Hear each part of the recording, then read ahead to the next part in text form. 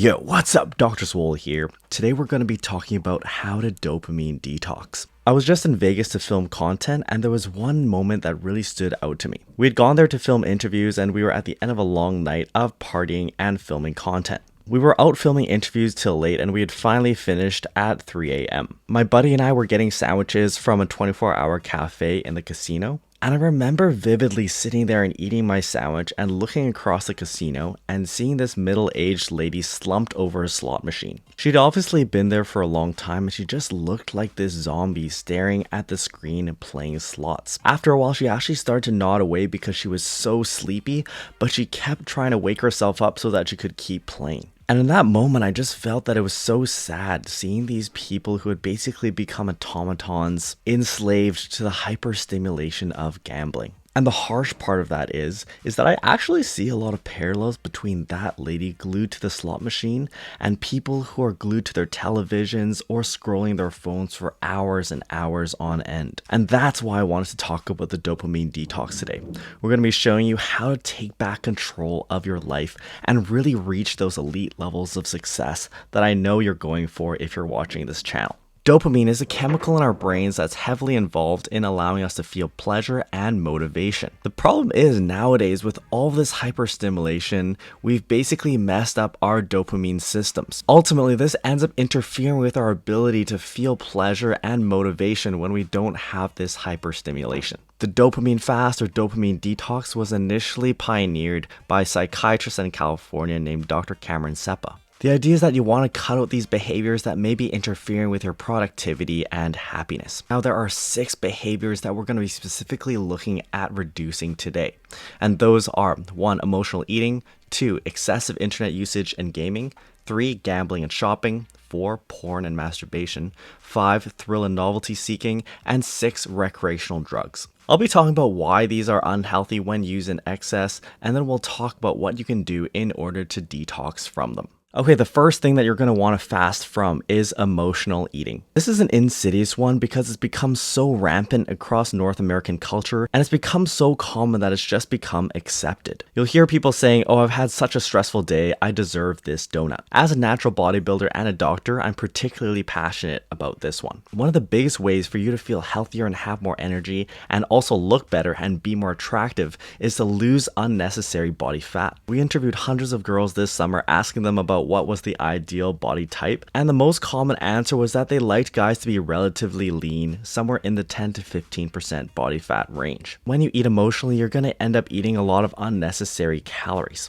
But the deeper problem is that ultimately you're using food as a band-aid to cope with your problems rather than developing healthy coping techniques. This is one that I'd really recommend you try and cut out completely. Food should not be used as an emotional crutch. You ultimately want to see food as fuel for your body and not something that brings you pleasure. Of course, you can enjoy good food and go out to eat with your friends and have a good time. But ultimately, you want to decouple the need to eat more to feel better. Try to learn other techniques for dealing with stress. For example, mindfulness, playing an instrument, or talking to friends. Now, the second thing you're going to want to cut out to dopamine detox is excessive internet usage and gaming. This is a particularly hard one, especially since we have the internet and all of our social media right at our fingertips all the time on our phones. I particularly want to talk about scrolling here because I think this is something almost everyone does. There are a couple of problems with excessive scrolling. First of all is the wasted time that comes from it. People in North America spend hours every day on their phones, and this is all time that could be spent in bettering yourself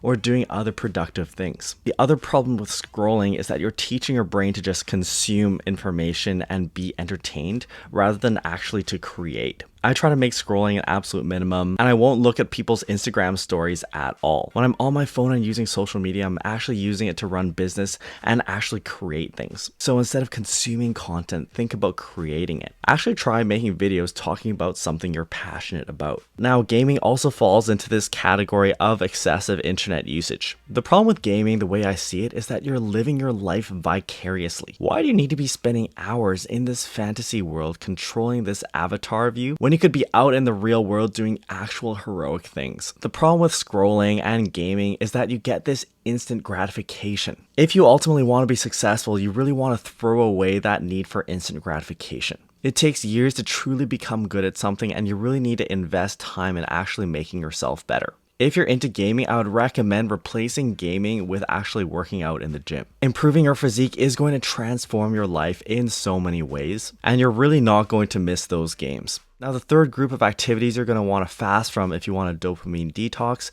is gambling and shopping. Both of these can become compulsive behaviors for people, and the root problem is that you're spending money in order to buy yourself an immediate high. Both of these ultimately lead to you losing a lot of money, and this brings up a bigger issue that I want to talk about, which is materialism. The problem with spending so much money on feeling good in the moment is that you're chaining yourself to trading in your time for money. There's so many people out there working a job they hate from the 9 to 5 just so that they can unlock a couple of days on the weekend. You can look at this as time prostitution. You're basically trading in your life just so you can have the label of driving a nice car and wearing some expensive clothes. Try to minimize these activities and really aim for minimalism. A lot of the greatest things in life that bring happiness don't cost any money, and they shouldn't. You want to think about saving up your money so you can reach financial freedom earlier. And ultimately, you're better off spending less money and actually working less so that you have more time to do the things you actually want to. Fourth group of activities that I want you to watch out for is porn and masturbation. Porn seems to be ubiquitous nowadays, and the problem with it is that it's such an unnatural stimulus. The problem with porn and a lot of the activities that we're talking about today is that it decouples the reward from the hard work that has to go into it. In the natural world, if you want to get the stimulus that you get from porn, you'd have to build yourself up as a man and actually learn how to deal with women. But since we have porn at our fingertips, this allows you to short circuit that pathway, and ultimately you aren't driven to go out and better yourself as a man. Now, the other issue with porn and masturbation is that they can interfere with your normal healthy sex life. The problem is people's brains get wired to that unnatural stimulus, and then they can't actually perform in the bedroom with a real person. When you masturbate excessively, this can also drain a lot of energy and drive that you could otherwise put towards becoming successful. What I'd recommend is that you cut out porn completely and you minimize masturbation to the point where you're really driven to go out and create healthy connections with girls. Now, the fifth activity you want to look out for is thrill and novelty seeking. These inherently aren't bad in themselves, and it's great for you to have some of this in your life. This becomes a problem when it interferes with your normal life, and that's actually a good definition for a lot of these. In medicine, we start to consider behaviors as a problem when it interferes with your normal functioning. So if you're out thrill seeking to the point where your normal life is boring, you can't feel enjoyment, and you can't focus at work, then these can become problems. I remember hearing a friend talking about how she hated work and how she needed to get away and book a trip. Ultimately, you want to think about creating a life that you truly enjoy living and that you don't need to escape from. Now, the sixth behavior we're going to talk about cutting out is recreational drugs. It seems like our culture is becoming more and more accepting of recreational drugs, and I actually think this is a big problem for society. There are some substances that are worse for you than others, but again, with these drugs, as with a lot of these other activities, you're creating an unnatural high without having to work for it. The thing about dopamine is that you have a threshold for its release. And this threshold is relative. So if you're used to doing a lot of recreational drugs, you're going to set your threshold really high for dopamine release, so you won't get dopamine from normal activities. This ultimately leads towards people going back to those drugs to feel the same high, and eventually they become dependent. When it comes to things like alcohol and weed, this gets a little bit more gray. But I want you to think about the opportunity cost that comes from using a lot of these. When you're spending hours and hours high, you're spending hours where you're not actually developing yourself and working towards your goals. A lot of people will argue that it's fine to spend a couple of hours relaxing every day. My counter to that is, what level of success are you trying to achieve here? If you want to achieve elite levels of value, you're going to have to do things that other people aren't doing. And by this, I'm talking about if you really want to become the best in the world at something.